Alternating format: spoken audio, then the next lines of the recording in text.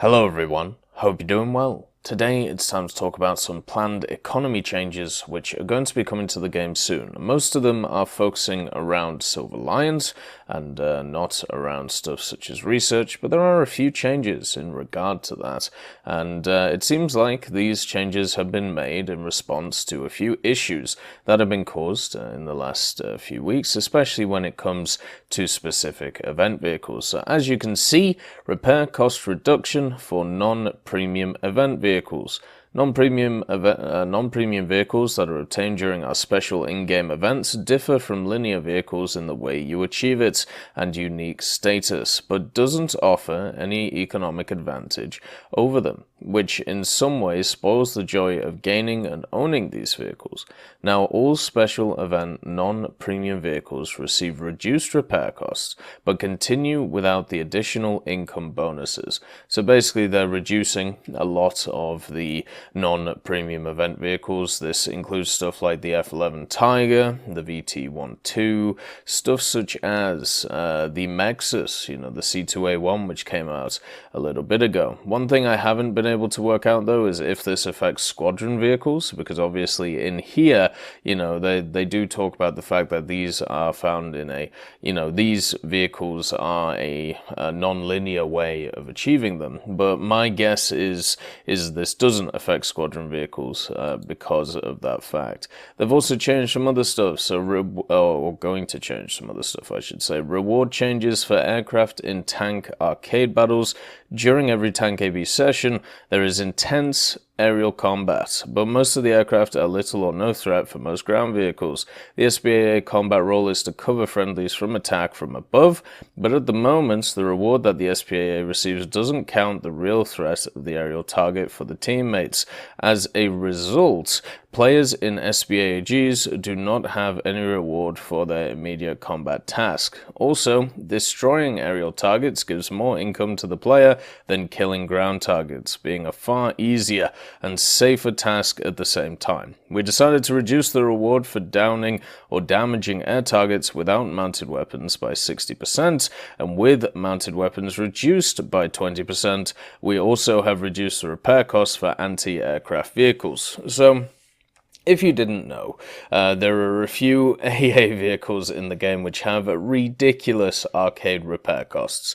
If you had a look before at something like the Coelian or the Kugelblitz or many others, they have really, really high AB repair costs. And the reason for this is even if you just tap an enemy plane in an arcade and it rams into the ground, you get an aircraft destroyed from it. And also at the same time, if you play it correctly with these AAs, you can just sit in a part of the map, never die the whole match, and then just keep shooting down planes. So technically, if you didn't have those crazy high repair costs, what that would mean is you would end up in a situation where you are just racking up SL until, you get overrun. Now, with this change, you get less rewards for killing the aircraft, but you also have less of a repair cost. This is normally how they change these things. It's something they've done with bombers before, and it's something it looks like they're doing to these. So therefore, for the average person who wants to play the SBAA in a different way, instead of just sitting at the back of the map and camping and shooting things out of the air like that, you will be able to. So at least this opens up different playstyles, which is nice to see. They've also had a reduction of the maximum repair cost in realistic battles. So they've corrected a mismatch where an incorrect reward ratio in the vehicle's lifetime to its repair cost in RB mode, which would cause overstated repair costs. So once again, reducing some repair costs in realistic mode because of this fact. And this seems to have affected stuff like the B-29, the Tu-4, and some of the larger bombers, which kind of had crazy repair costs. So the next part is mounted and auxiliary armament cost changes. So the cost of auxiliary weapons for surface vessels and aircraft have been revised, so low efficiency equipment costs have been reduced, so low caliber rockets in the first place, and highly effective armament now costs more, stuff like air-to-air and air-to-surface missiles. And then they obviously list all of the changes right here in this wonderful document, and these changes range from repair to reward parameters, weapon cost, and also research parameters. Now we're going to have a look at the research parameters first, just because it's quite a small amount and easy, you know, to go through. So basically they have changed the research cost of two vehicles, the first one being the H8K2 and the second being that T-72B 1989. Now the H8K2, they've reduced it by 32,000. For some reason the H8K2 was a rank 1 machine, which was had a research cost of 40,000 RP. I have no idea why, but it's now down to 7,900, so that's much easier to guess. This should also reduce its modification costs, which are also kind of high. Then the other one, the T-72B, it started off life as 390,000 RP and now is at 250,000. This brings it in line with all of the other 9.7 and also 10.0 vehicles. If you've ever researched the Leopard 2A4 or looked at the Leopard 2A4, the IPM-1 or the M1 Abrams, even just the standard T-72B, you will have all noticed that those are all 250,000 you know, RP costed vehicles, whereas when this came into the game it was 390. So to see it get dropped as soon as this is very good. You know, it's really nice to see, and yeah, now that vehicle is a lot more easier to get, and hopefully this means the modification costs will be reduced on it as well. If you don't know what the T-72B 1989 is, it is basically the T-72B in the tech tree, but has Contact 5 armor on the turret, and yeah, and also in other places. So it's slightly more armored than its T-72B counterpart, but I wouldn't say it's enough to change its overall cost. Then we also have weapon costs. Now obviously when it comes to all of these, there is a lot of them, so going through it you know, is obviously not, you know, feasible, let's call it. I do want to point out just a few of them first, such as the Nords, I think it is. I don't think they're called Nords though, unfortunately. Ah, yes they are. So as you can see, Nords have been slightly changed across the board. It's not something which is insanely changed, but if you actually, so I took all of these numbers and I averaged them out just to see what the net changes, or the average changes I should say, for this. So the average change per weapon loadout is negative 98.8. So what this means is, on average, these things have got cheaper by nearly 100 SL across the board. So that means it's weighted towards the worse armament, so it should be now easier to be able to grind through the vehicles because you're not spending as much SL on them. Now whether 100 or 200 or 300 SL is going to make a big difference, well, probably not, but then again, remember, if you use one of these bomb loads, like let's say this one with the 190 costs now, the 250s from the SM79, if you use that 10 times, you know, that's 1,900 SL, and then if you use it 100 times, you know, 19,000 SL, it starts to add up. So the fact that on average these have lowered across the board hopefully means that people will pick stuff which isn't just, you know, the best versions. But then again, I don't think the SL is really the thing that people look at when it comes to loadouts for machines. I don't think people are making decisions on, should I take this loadout or should I take this loadout, because there's 20 SL difference between them. I think they're going, which one is the most efficient for me, which one have I been told is the best. So yeah, we'll see if these make a big difference. With a net change of obviously negative 98, this is positive for players overall. It does mean that, you know, overall the loadouts are cheaper, so it is overall positive. Looking at the reward and repair parameters is a slightly different story. If we just average out all of the repairs, we're talking about realistic, by the way, in this video. If you average out all the repairs across the board for all these vehicles, the average is actually positive 387. So overall, these vehicles have gone up in repair cost by quite a small amount, you know, 387.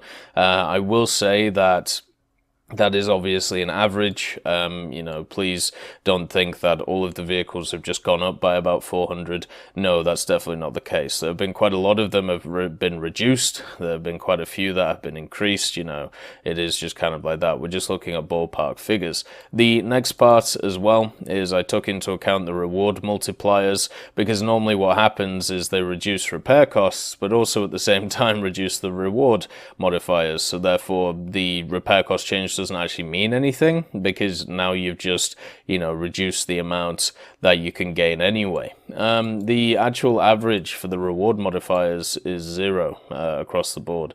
So it seems like all of them average out to an even 0, meaning that all of the changes, you know, don't have a net benefit or a net loss. So overall, this is just a slight net loss because of the fact that there isn't a reward modifier change, but there is a slight increase on average across the board for repair costs. But to be honest, it's not really going to make too much of a difference. There is some which do make quite a large difference, which I'll point out. So the F11 F1, the Tiger, which was the most recent event vehicle, one of the highly criticized vehicles when it came to its repair costs basically on release, and I actually agree with the discussions had. I thought it was kind of silly that this thing's repair costs went through the roof before it was even added to the game, and the only way it could have been actually put up to that ridiculous repair cost is because, well, guess what? CCs, including myself,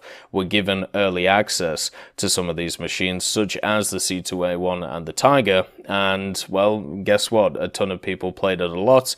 Generally, CCs are they are above average War Thunder players because a lot of them do it for a living, or a lot of them believe they do it for a living, and that means that they are going to do better than the average player. So what we saw here was a massive hike in its repair cost before it was even released. This seems to address, you know, that happening.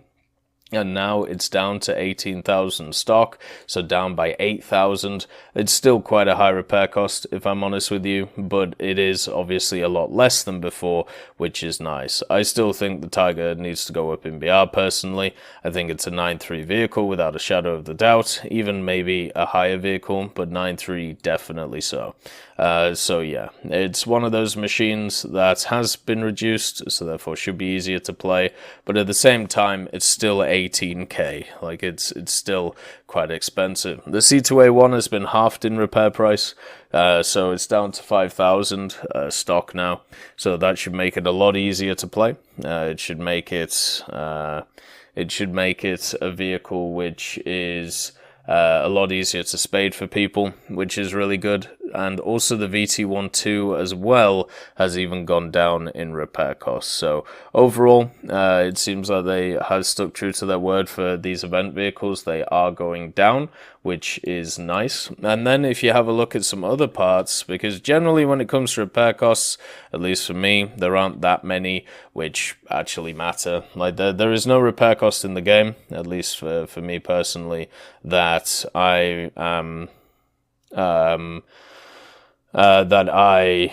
it would stop me from playing a vehicle, because I'm sat there on 43 million SL, right? So it's kind of as simple as that. But if you have a look at the top tier American lineup, they've all been reduced once again. So the M1A1 and the M1A2 are quite cheap compared to their compatriots. So all of those have gone down. Then if you have a look at the Leopards at the same time, the Leopards have also been reduced, apart from the 2K, which is slightly increased, but it's still relatively cheap to repair. Also, if you have a look at stuff like the Type 90, The Type 90 has been reduced as well across the board, but some of its modifiers have also been reduced. And even the Swedes, which get talked about a lot for having high repair costs, even the Swedes have been reduced. The 104 has increased, it's doubled basically, but the 122 and the 121 have been reduced in repair cost as well. The 122 by about a quarter, and the 121 by the same. The only top tier lineup that seems to have increased is the Soviets. So the Soviets, if you have a look, the T-72B, it's gone up to 9,970. The 1989 is doubled in repair costs to 10,950. The B3 is also over doubled in repair costs to 10,320. And also the T80U has actually stayed the same. But it's still relatively expensive at 12,000. So at least the way I look at it now is in a stock configuration, the Soviets are the most expensive vehicles to run at top tier by quantity, right? So if you bring along the T-72B3, the T80U, the T-72B, the 1989, you also bring along the T-64B, all of these vehicles have been increased in price or have stayed the same. So therefore now, as I said, it's going to be harder to make SL in them if you are playing them for that reason. So looks like the meta, at least of repair costs, is shifting across the board. The challenges as well, the Mark III and the Mark II, they've both had slight changes, but the big changes are to the 2 and the 2F. So once again, being reduced quite a lot. So everything top tier, apart from Soviet. Oh wait, I should probably check the Arietes just to make sure, so I don't sound like a fool. So the Arietes have also gone down. So literally everything across the board when it comes to top tier, apart from the Soviets, has decreased in general cost. My main issue still with ground vehicles is the fact that they seem to have a hard limit of a very low SL reward multiplier. If that was changed, then it would be fine to have these high repair costs, just like how air has higher SL modifiers than ground. But still, this is obviously a positive change to all of those players complaining about top tier repair costs. Every one of them has gone down apart from the Soviet ones. So yeah, this should be seen as a positive for the general individual. This should be seen as a good thing. Hopefully this matches the hopes of what people have thought going forward, and hopefully overall this is seen as a positive change. I hope you all have a wonderful day, and I'll see you next time. I'd just like to thank Trigger Hippie, Universe, Conte Baraka, Elove Goat, Eugens Terry, Ambrosius McClellan, Daniel Stanton, Martinez, B. Young, Hans, and Samuel Slick for supporting the channel.